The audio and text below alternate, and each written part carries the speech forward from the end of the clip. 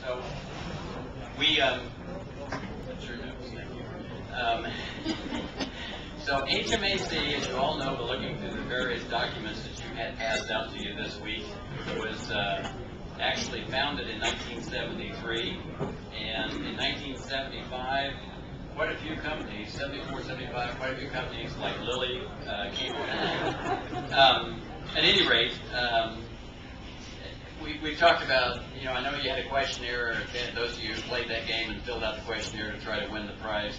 We talked about when the training program started. The very first training program I believe that DGAC, HMAC had was the old Red Diamond training program, and I think that was in place from like 75 to about 81. It was this monstrous case. We didn't have any CDs, DVDs, and stuff like that. It was about 5 feet long, 3.5 feet tall, probably 5-6 inches wide, and weighed maybe 80 pounds.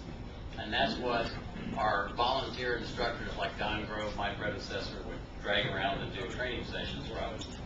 And then, as you know, the organization was incorporated in '78. The same year, I believe, they were granted observer status at the UN. And in what was those days called the Group of Rapporteurs, and then every fourth meeting was the Committee of Experts, I believe. I think that's right. We'll ask Mr. Roberts, but he probably won't remember anyway, so it doesn't matter. And my other recollection when I first came on board with this organization was that the office was on 14th Street. I think it was called the Continental Building or something like that.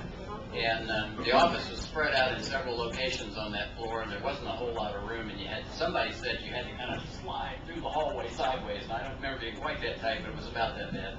But we would sit on the floor.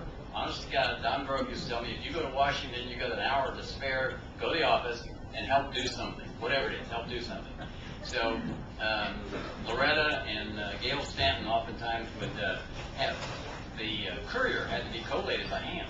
So I'd sit there on the floor and I kept thinking, I wish it was shorter, So you have a bunch of them and you fold them over and staple them and then they address